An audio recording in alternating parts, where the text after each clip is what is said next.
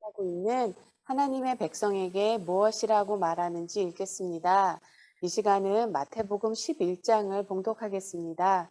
성경 봉독은요, 16절부터 마태복음 11장 16절부터 제가 봉독하겠습니다.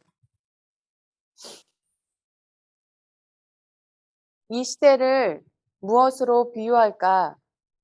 비유하건대 아이들이 장터에 앉아 제 동물을 불러 이르되 우리가 너희를 향하여 피리를 불어도 너희가 춤추지 않고 우리가 슬피 울어도 너희가 가슴을 치지 아니하였도다 함과 같도다. 요한이 와서 먹지도 않고 마시지도 아니하매 그들이 말하기를 귀신이 들렸다 하더니 인자는 와서 먹고 마시매 말하기를 보라 먹기를 탐하고 포도주를 즐기는 사람이요 세리와 죄인의 친구로다 하니 지혜는 그 행한 일로 인하여 옳다함을 얻으리라. 예수께서 권능을 가장 많이 행하신 고을들이 회개하지 아니하므로 그때에 책망하시되 화 있을진저 고라시나 화 있을진저 벳사다야. 너희에게 행한 모든 권능을 두로와 시돈에서 행하였더라면 그들이 벌써 베옷을 입고 죄에 앉아 회개하였습니다. 내가 너에게 이르노니 심판 날에 두로와 시돈이 너희보다 견디기 쉬우리라. 가버나움아, 내가 하늘에까지 높아지겠느냐? 음부에까지 낮아지리라. 내게 행한 모든 권능을 소돔에서 행하였다면 그 성이 오늘까지 있었으리라. 내가 너에게 이르노니 심판날에 소돔 땅이 너보다 견디기 쉬우리라 하시니라. 그때 예수께서 대답하여 이르시되 천지의 주제이신 아버지여 이것을 지혜롭고 슬기 있는 자들에게 숨기시고 어린아이들에게는 나타내심을 감사하나이다. 옳소이다. 이렇게 된 것이 아버지의 뜻이다.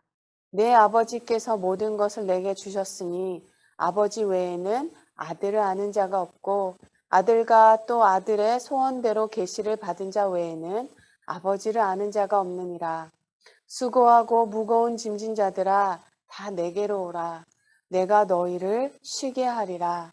나는 마음이 온유하고 겸손하니 나의 멍에를 메고 내게 배우라.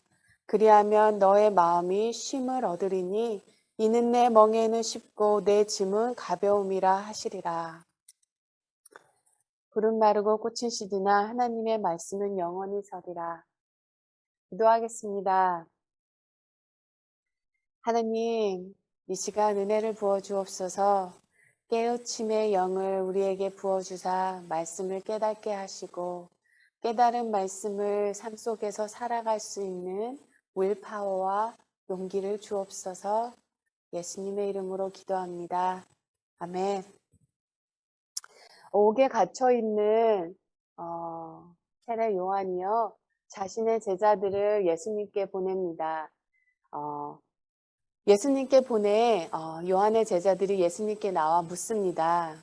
오시리가 당신이오니까 아니면 우리가 다른 일을 기다리올까? 이 말은 우리가 기다리던 메시아가 당신이옵니까? 아니면 또 다른 메시아가 오는 것입니까? 예수님은 이 전 질문에요. 직접적인 대답을 하지 않으셨어요. 다만 당신을 통해 일어나는 일들을 말씀하실 뿐입니다. 5절을 보면요. 맹인이 보며 못 걷는 사람이 걸으며 나병 자가 깨끗함을 받으며 못 듣는 자가 들으며 들은 자가 살아나며 가난한 자에게 복음이 전파된다 하라.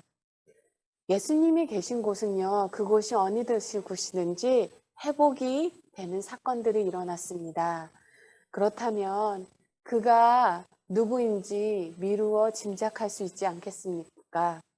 예수님이 말씀하십니다. 들을 귀 있는 자는 들을지어다. 요한의 제자들이 떠난 후 예수님은 당신의 제자들에게 광야에서 거하는 요한에 대해서 말씀하십니다. 수많은 사람들이 그를 찾아 광야로 나갔다고 합니다. 수많은 사람들이 그를 찾아 광야에 나간 것은요. 아마 그들 안에 영혼의 목마름이 있었기 때문입니다. 참 진리와 참 자유, 참 소망, 대한 갈증이 있었기 때문이겠죠. 영혼의 목마름이 아니고서야 사람들이 그 거칠고 척박한 광야에 갈 이유가 없지 않을 것입니다. 저는 새벽 기도도 그런 것 같아요. 영혼의 목마름이 있지 않고서야 이 이른 시간에 이 새벽에 하나님께서 은혜 부어주시는 자리에 나오지 못할 것입니다. 우리가 정말로요, 갑각류처럼 잔뜩 움츠려 살아갑니다. 그리고 내 마음을 나도 들여다보지 않고요, 내 깊은 마음을 누구도 들여다보지 않게 합니다. 그런데 우리가 조금만 더 보면요, 그래도 누군가는 내 마음을 들여다봐 주기를 기다리고 계시진 않으십니까? 그리고 예수님은 세례 요한은 선지자보다 나은 자, 당신의 길을 앞서 예비하는 사자, 여자가 낳은 자 중에 가장 큰이라고 말씀하십니다. 극찬을 하시는 거죠. 그런데 예수님은 또 이런 말씀도 하십니다. 천국에서는 극히 작은 자라도 그보다 큰이라. 이 말씀은요, 세례 요한을 비하하는 말이 아닙니다. 세례 요한은요, 이 땅에 메시아 되시는 예수님을 예언하는 보내심을 받은 마지막 선지자입니다. 자, 이제 세례 요한을 지나서는요, 하나님께서는 그동안 구약에서 선지자를 통해서 말씀하셨던 하나님께서 이제 더 이상 선지자를 통해서 말씀하시지 않으시고 예수 그리스도의 승천 후에 성령님을 통해서 우리에게 직접 말씀하시는 새로운 시대에 접어든 것입니다. 즉, 새롭게 임하는 세계의 문지방이라고 하나요? 문턱에 지금 세례 요한이 서 있다는 것을 말씀하시는 거죠. 그리고 사실 가장 수수께끼 같은 말이 나옵니다. 바로 12절 말씀. 세례 요한의 때부터 지금까지 천국은 침노를 당하나니 침노 당하는 자는 빼앗느니라.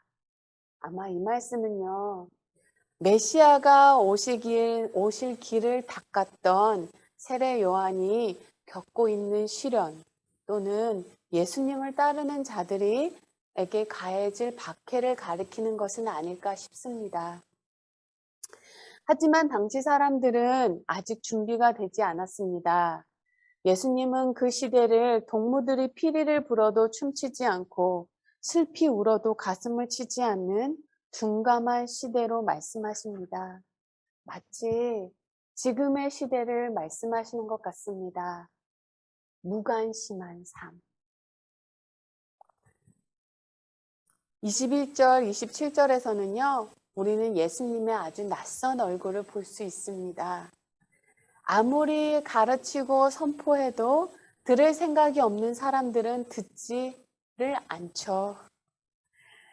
바로 듣지 않으려는 자들과 보려고 하지 않는 자들을 보며 예수님은 탄식을 하십니다. 예수님은요, 자신이 권능을 많이 행한 갈릴리의 성읍들, 곧 고라신, 벳사이다, 그리고 가버나움이 회개하지 않고 예수님을 배척하는 것을 보고 역정을 내십니다.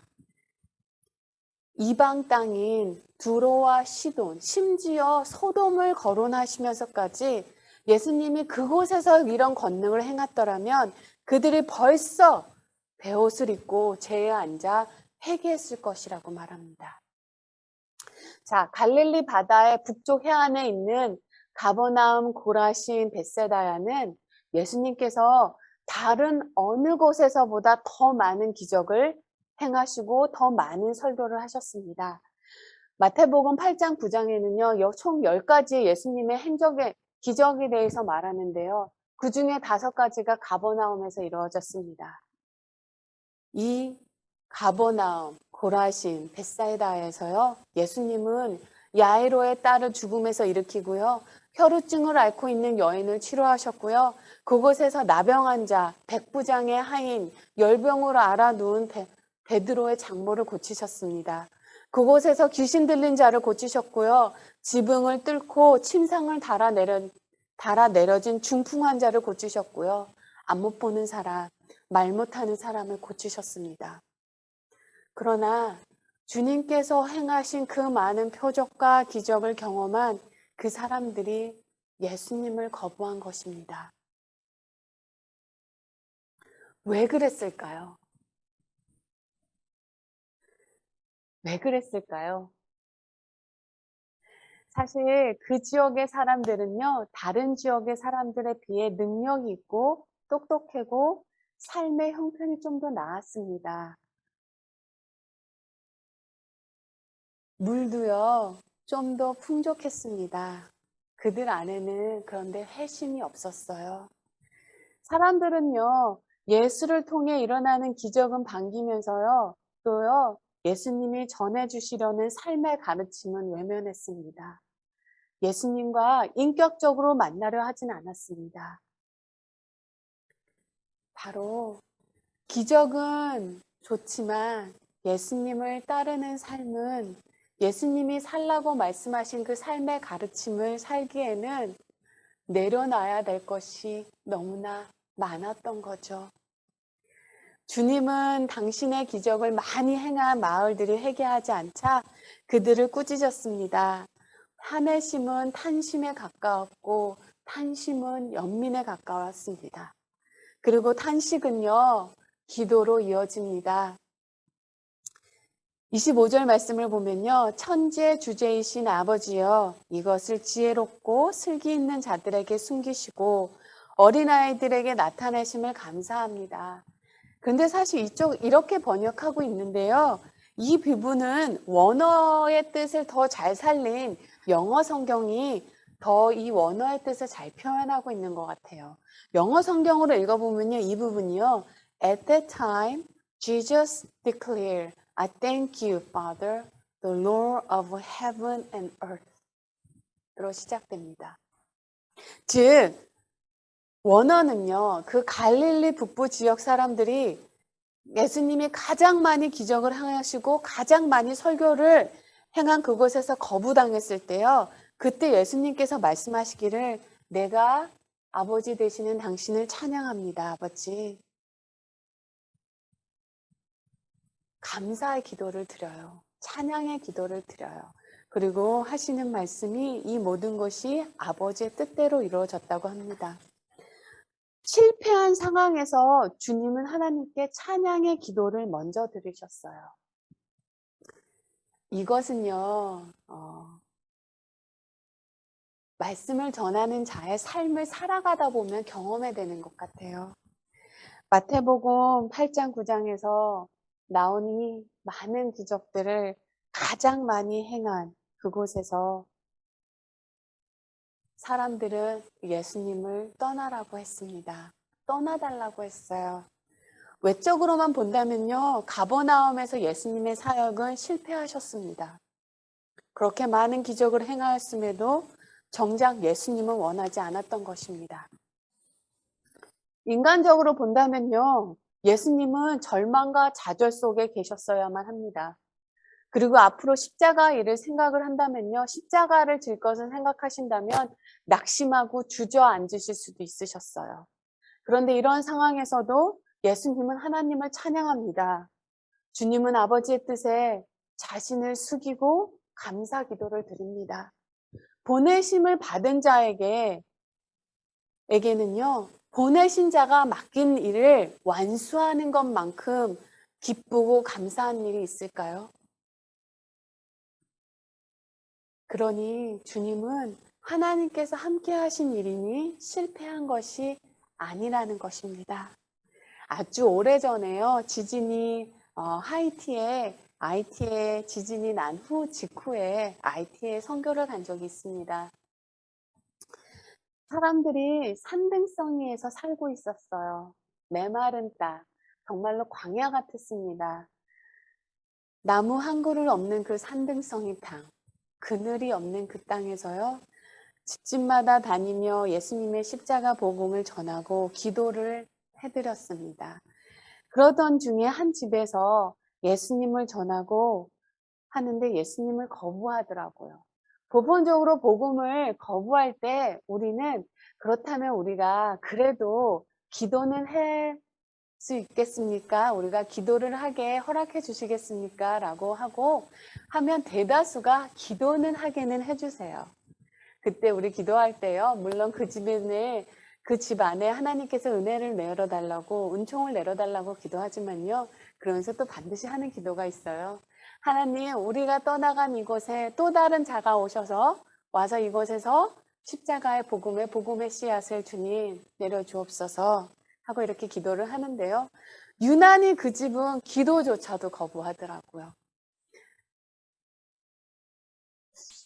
그런데요, 그런 건 필요 없다는 것입니다. 예수 필요 없다는 거예요. 그런데 그 집을 나오는 길에 알았어요. 그곳이 뭐라고 해야 되나요? 전방이라고 해야 되나요? 마을에 있는 아주 쬐그만 가게. 사실 한두 평도 되지 않는 그런 조그만 곳에 물건도 몇 개 없어서요. 이 전방이라고 생각하기에는 하지도 않았어요.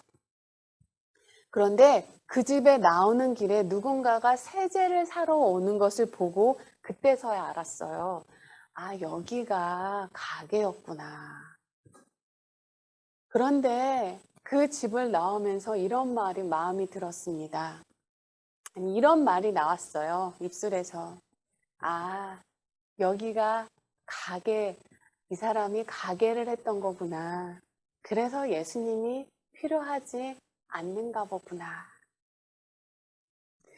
인간이요, 그런 것 같아요. 조그마한 것이라도 내 것이 있으면 그것을 움켜쥐게 됩니다. 의지할 곳이 있으면요, 예수님은 나에게 무엇을 주시는 분이 아니라 나에게 무엇을 가져가시는 분으로 느껴집니다. 예수님은 성가신 분이 되고 맙니다. 그런 우리 마음을 보신 듯 예수님은 말씀하십니다. 수고하고 무거운 짐진 자들아 다 내게로 오라. 내가 너희를 쉬게 하리라. 그것은 죄의 짐일 수도 있고 삶의 힘겨움일 수도 있고 율법의 멍해일 수도 있습니다. 예수님은 오라 하십니다. 그리고 오는 모든 자들을 받아 안아주십니다. 우리는 이 받아 안아주시는 예수님께 우리의 소망을 둡니다. 세상은요, 우리가 세상 사람들과 맺는 관계는요, 나의 짐을 누군가에게 맡기려고 하는 순간 그 관계가 어그러지기가 일쑤입니다. 그런데 예수님과의 관계는요, 짐을 맡김으로 형성이 됩니다. 사랑하는 성도 여러분, 예수님께 짐을 맡기세요.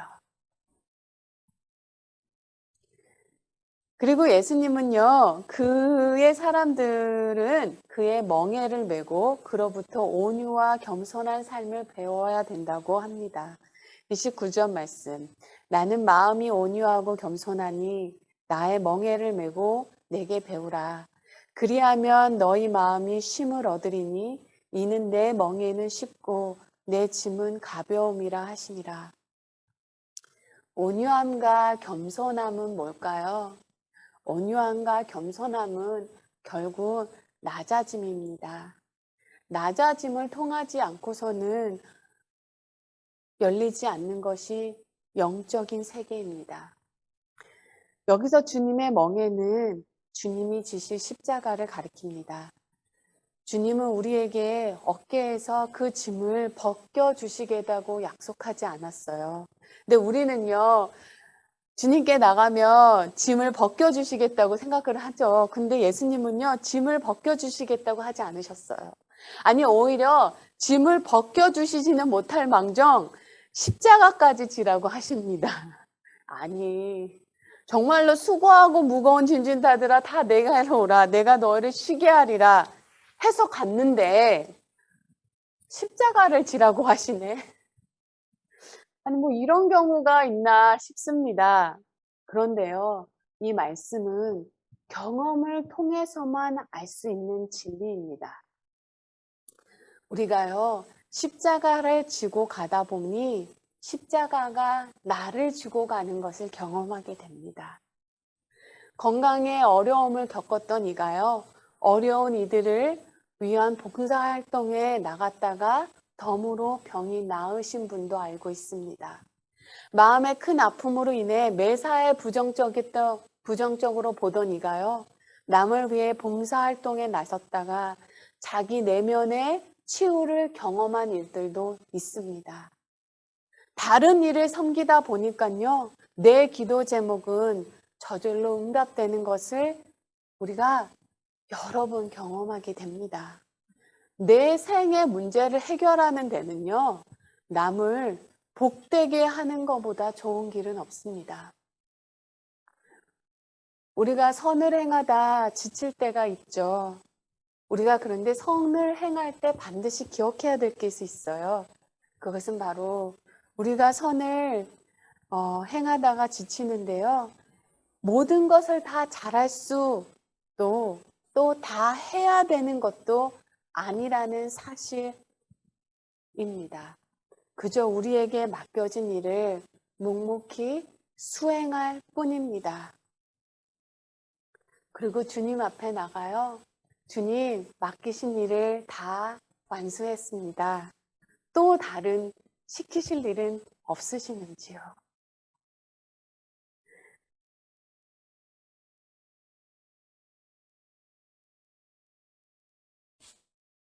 우리가 상처를 받는 것은 이기려고 하기 때문입니다.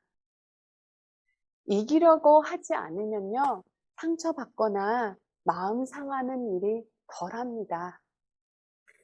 남을 복되게 하면서도 아무것도 바라지 않을 때 우리의 삶은 바탕에서부터, 그 기초에서부터 건강해집니다. 예수님은 바로 이런 삶으로 우리를 초대하시는 것입니다. 그러나 그때에도 지금에도 많은 사람들이 예수님을 경배는 하지만 예수님이 가르치신 삶을 살려고 하지는 않습니다. 그래서 예수님이 걸으신 그 십자가의 길은 그때나 지금이나 한산합니다. 사람들은 예수님의 기적은 기뻐했지만 예수님이 초대하시는 삶 사는 것은 거부했습니다. 그래서 예수님에게 떠나달라고 합니다. 그러나 이 새벽에 주님께 은총을 빕니다. 사실 저도 자신은 없습니다. 마지막의 순간에 가서 정말로 그 순간에 가서 진리의 편에 내가 설 수 있을지, 그 고난의 십자가의 길에서 속절없이 흔들리지는 않을지 저도 자신이 없습니다. 그래서 이 새벽에도 그저 하나님께 은총을 구할 뿐입니다. 정말로요, 우리는요, 그리고 우리 교회 성도님 한 분 한 분은 이런 복된 삶, 참삶 살게 되는 우리 되기를, 교회 되기를 예수님의 이름으로 기도합니다.